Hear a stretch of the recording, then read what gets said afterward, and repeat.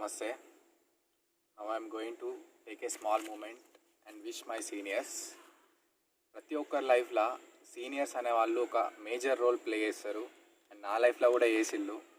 అంటే మనము కొంచెం డౌన్లో ఉన్న ప్రతి దాంట్లో మనకు వాళ్ళ సపోర్ట్ ఉంటుంది. సో అట్లాంటి సీనియర్సే నాకున్నారు, మీకు కూడా ఉంటారు. అండ్ ఇప్పుడు వాళ్ళ టైం వచ్చేసింది, మనం వాళ్ళకు గుడ్ బై చెప్పే టైం. నా సీనియర్స్ని చాలా మిస్ అవుతా. అండ్ ఇట్లానే ప్రతి ఒక్కరి లైఫ్లో సీనియర్స్ ఉంటారు. వాళ్ళు ఒక ఫ్యామిలీ అయిపోతారు. ఫస్ట్ ఏదో సీనియర్స్ లాగా ఉన్నా కూడా తర్వాత ఫ్రెండ్స్, తర్వాత వాళ్ళే ఫ్యామిలీ లాగా అయిపోతారు. అండ్ ఫైనల్ ఇయర్ లాస్ట్కి వచ్చేసే వారికి ప్రతి ఒక్కరికి కంటనీరు వస్తుంది. అండ్ అట్లాంటి మూమెంట్ ఇప్పుడు నేను కూడా ఫేస్ చేసేది. And I wish all my seniors good luck. And మీరు ఇంకా మంచి స్థాయికి పోవాలి అని ఆశిస్తాను. అండ్ ఇలాంటి సీనియర్స్ని చూసి మేము కూడా మీ అడుగులలో నడుస్తాం. All the best for your bright future. Now let's get into the topic.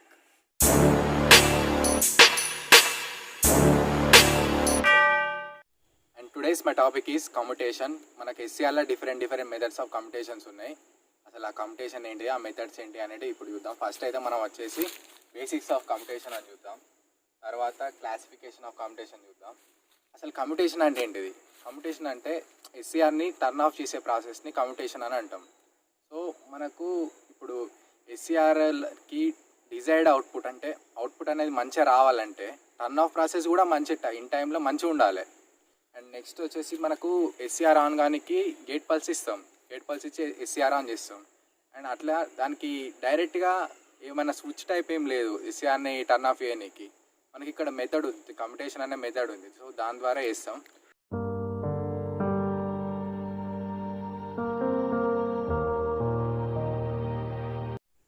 ఏంటంటే క్లాసిఫికేషన్ ఆఫ్ కమ్యుటేషన్. కమ్యుటేషన్ అనేది మనకు 2 టైప్స్గా క్లాసిఫై అయింది. వచ్చేసి న్యాచురల్ కమ్యుటేషన్ ఒకటి, ఇంకొకటి వచ్చేసి ఫోర్స్డ్ కమ్యుటేషన్ ఒకటి. అండ్ న్యాచురల్ కమ్యుటేషన్లో మనకి ఏముంటుంది ఓన్లీ క్లాస్ ఎఫ్ కమ్యుటేషన్ ఉంటుంది.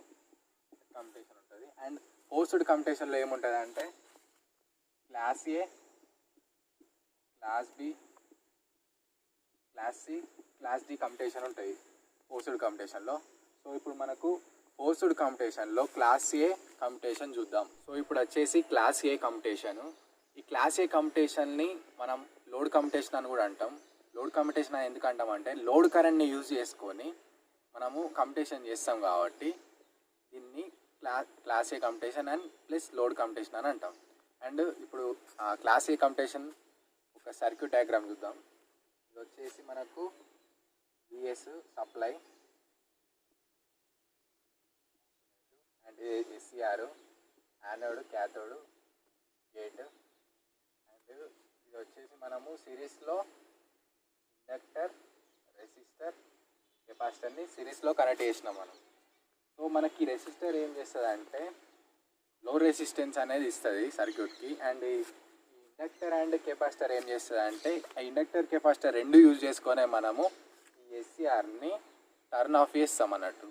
సో ఈ టర్న్ ఆఫ్ చేసే ప్రాసెస్నే మనం కమ్యుటేషన్ అని అంటాం. ఎప్పుడైతే మనము ఈ ఎస్సీఆర్కి గేట్ సోర్స్ అనేది ఇస్తామో, ఐజీ అనే కరెంట్ ఇస్తామో, అప్పుడు ఎస్సీఆర్ అనేది టర్న్ ఆన్ అవుతుంది. సో అప్పుడు టర్న్ ఆన్ అయినప్పుడు ఏమవుతుంది అంటే ఈ లూప్లో వచ్చేసి ఐనాట్ కరెంట్ అనేది ఫ్లో అవుతుంది. సో ఈ ఐనాట్ కరెంట్ అనేది ఏంటిదంటే వోల్టేజ్ సోర్స్ బై ఇంపిడెన్స్ అన్నాడు. దాన్ని మ్యాథమెటికల్గా ఒకసారి చూద్దాం, అప్పుడు మనకు అర్థమవుతుంది. Mathematically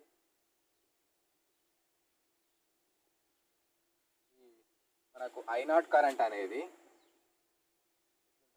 voltage source by impedance.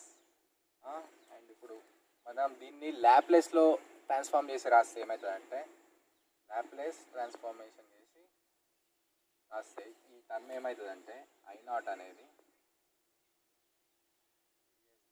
అంటే ఆర్ ప్లస్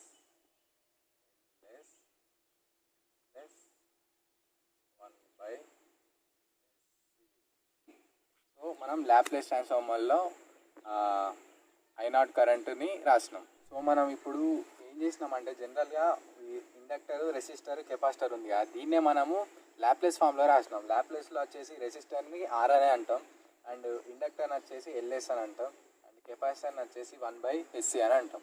సో మనం దీన్నే కొంచెం సెకండరీ ఆర్డర్లో రాద్దాం.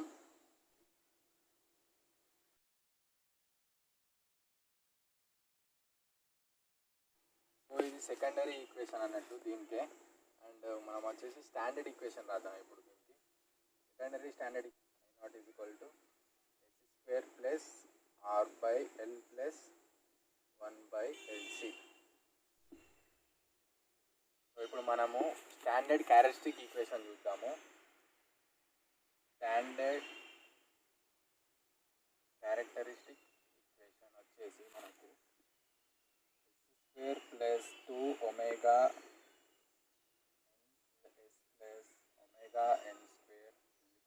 0. ఇది మనకు స్టాండర్డ్ క్యారెక్టరిస్టిక్ ఈక్వేషన్ అన్నట్టు. సో ఒమేగా ఎన్ వచ్చేసి న్యాచురల్ యాంగులర్ ఫ్రీక్వెన్సీ అండ్ ఈ జీటాని వచ్చేసి మనము డాంపింగ్ కాన్స్టెంట్ అని అంటాం. ఒమేగా ఎన్ని మనము సింప్లిఫై చేసి ఏం రాస్తామంటే from the equation 1/lc and zeta వచ్చేసి r/2 √c/l. సో మనం ఇప్పుడు దీన్ని మనం కొంచెం ఈ 2ωn అంటే మనకి ఇక్కడ RL ప్లస్ 1/lc అనే కదా. సో దాన్ని మనము ఒకసారి సింప్లిఫై చేద్దాం. సో ఇక్కడ మనం 2ωn r/l. ωn అంటే ఏంటి మనకు ఆల్రెడీ తెలుసు, √1/lc కదా. 2 జీటా ωn ప్లేస్లో అది రీప్లేస్ చేయాలి, వచ్చేసి 1/√lc r/l.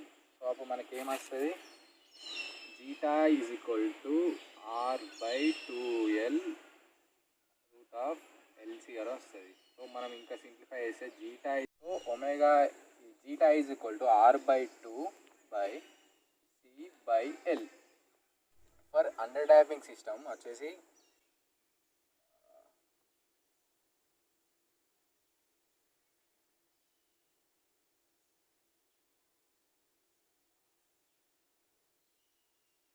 Under damping system వచ్చేసి టైం అండ్ ఇది వచ్చేసి యాంప్లిట్యూడ్.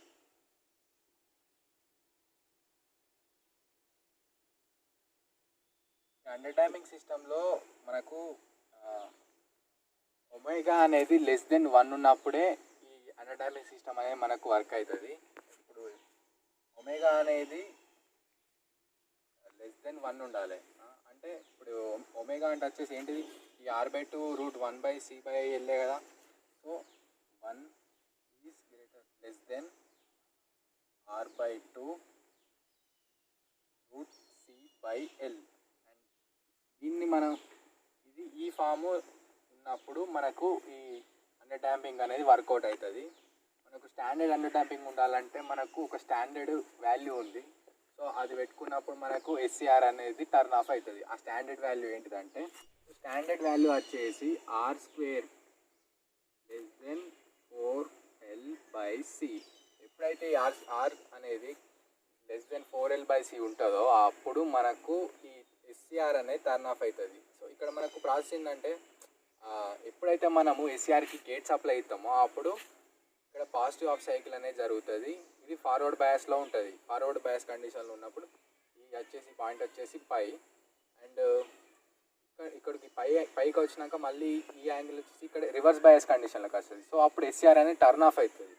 అది SCR రివర్స్ బయాస్లోకి ఎట్లా వచ్చిందంటే, ఈ స్టాండర్డ్ కండిషన్ వల్ల L/C ఫార్ములు ఉండడం వల్ల SCR అనేది రివర్స్ బయాస్కి వచ్చి ఇక్కడ టర్న్ ఆఫ్ ప్రాసెస్ అనేది జరుగుతుంది. మనము సర్క్యూట్లో ఉండే రెజోనెన్స్ ఫ్రీక్వెన్సీ అనేది చూద్దాం. రెజోనెన్స్ ఫ్రీక్వెన్సీ వచ్చేసి omega r is equal to ωn √1 - z². ఇది మనకు సర్క్యూట్లో ఉండే రెజోనెన్స్ ఫ్రీక్వెన్సీ అన్నట్టు.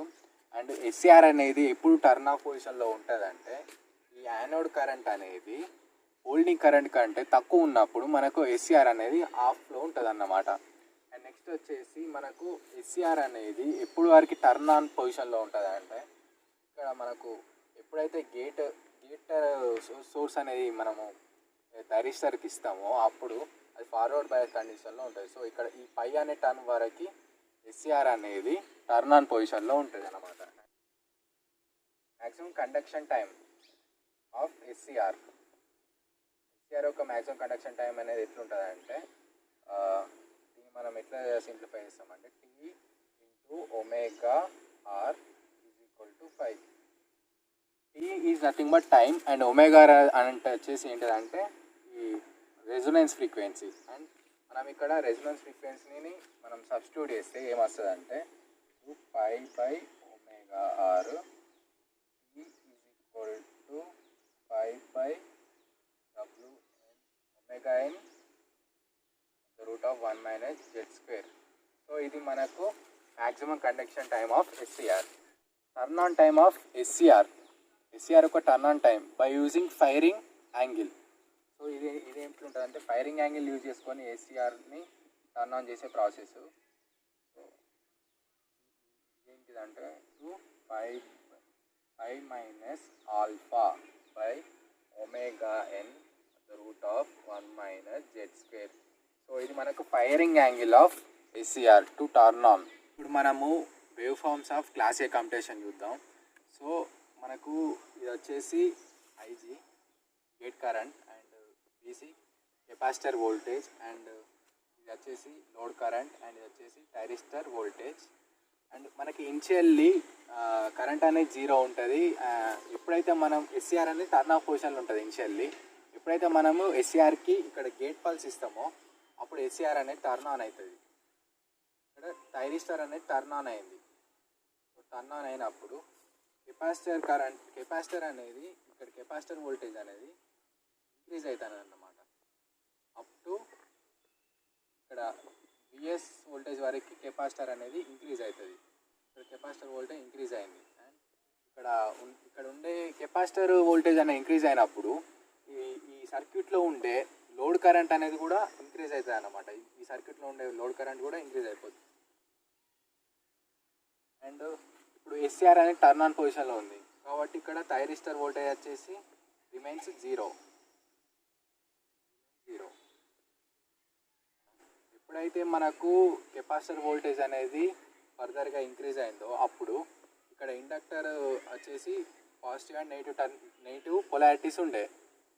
బట్ ఎప్పుడైతే అది ఛార్జ్ అయిందో అప్పుడు ఇది డిశ్చార్జ్ అవ్వడం స్టార్ట్ చేస్తుంది ఇండక్టర్ అనేది. సో ఇండక్టర్ అనేది చేంజెస్ ద పొలారిటీస్ చేంజ్ అవుతుంది. ఇప్పుడు ఇది ఏమవుతుంది అంటే నెగిటివ్ అండ్ పాజిటివ్ అవుతుంది.